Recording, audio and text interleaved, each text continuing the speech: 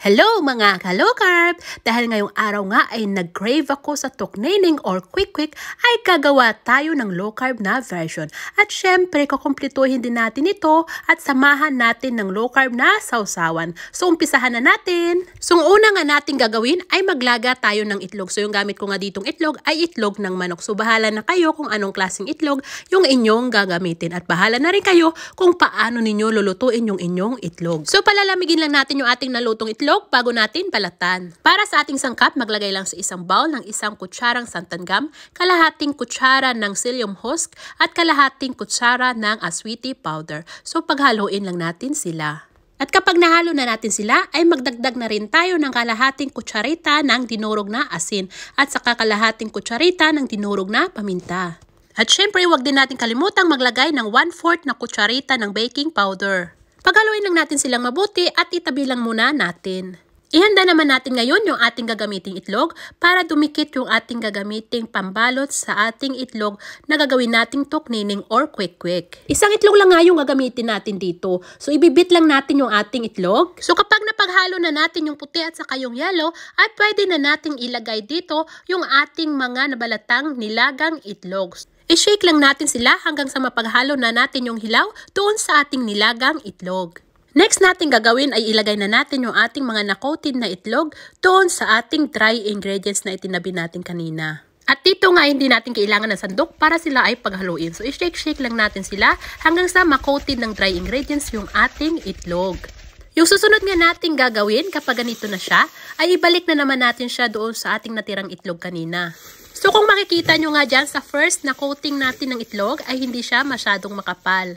So pwede natin siyang i-recoating or for the second coating. So gagawin natin ulit yung ginawa natin kanina. So babasain lang natin ng itlog at i-shake lang natin yung ating mga nabalot na itlog. So kung makikita nyo dyan, hindi naman siya natatanggal.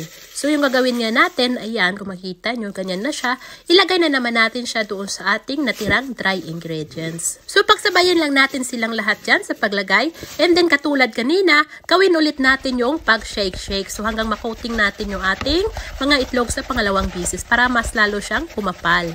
So ayan, kung makikita nyo sa pangalawang bisis nga ay makapal na yung coating ng ating itlog. So ready na ito. Ang susunod nga natin gagawin ay ihanda na natin yung ating pagpiprituhan. So ayan nga, mayroon ako ditong maliit na kawali. Nilagyan ko lang siya ng olive oil. So bahala na kayo kung anong klaseng low carb na cooking oil yung inyong gagamitin sa pagpipreto. At syempre, dapat painitin muna natin yung ating mantika bago natin ilagay or prituhin yung ating mga tuknening or quick.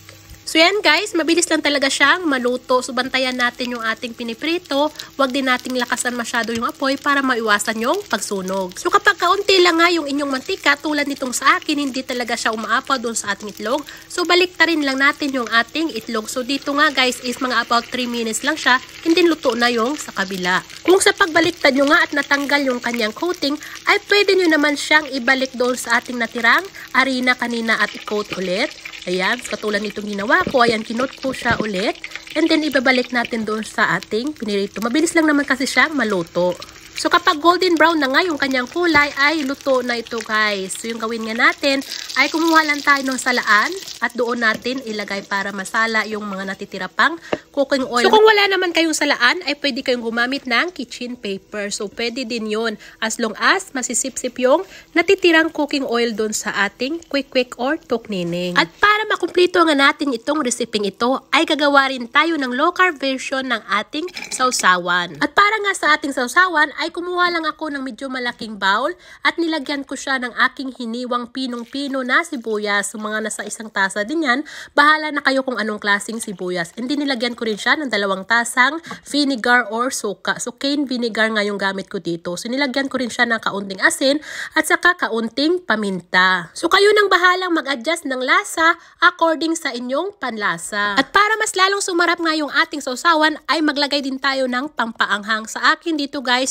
gumamit lang ako ng dried chili flakes at saka kaunting red bell pepper dahil wala talaga ako ditong fresh na chili. So kung mayroon kayong fresh dyan na pangpaanghang, ayan na lang yung inyong gagamitin para mas lalong sumarap yung inyong gagawing sausawan. At dahil nga low carb itong ating sausawan, ay maglagay lang tayo ng mga 1/4 na kutsarita ng santan gum. So hindi tayo pwedeng gumamit ng cornstarch para pampalapot nitong ating sausawan. So ayan nga, napaghalo na natin yung ating sausawan. Yung susunod naman natin gagawin ay lulutuin natin ito. At dito nga guys ay lutuin lang natin siya sa mahinang apoy at halu-haluin lang natin. Hindi natin kailangang pakuluan. So malalaman natin guys kapag luto na yung ating sausawan ay kapag medyo mabango na siya at saka lumalapot na yung kanyang texture. So ito nga aking ginagawang sausawan ay niluto ko lang siya sa loob ng 5 minutos. So isasalin ko na nga yung kalahati nitong ating nilulutong sausawan at ang kalahati namang matitira sa ating kawali ay gagawin natin siyang sweet and sour na sauce.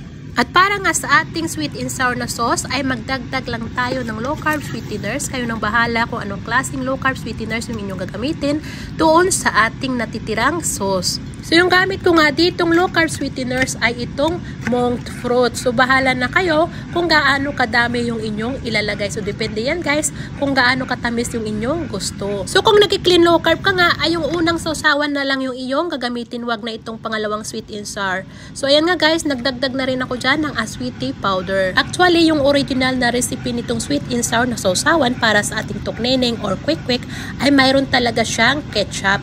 Kaya lang guys ay low carb tayo.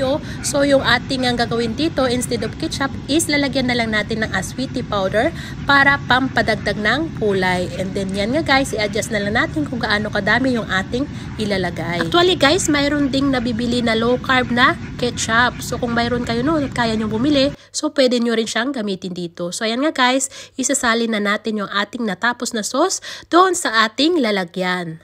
At syempre guys, titikman natin itong ating nagawa at natapos na tokneneng kasama yung ating nagawang sauce. Ayan nga, ni-try ko itong ating vinegar sauce at ito nga siya.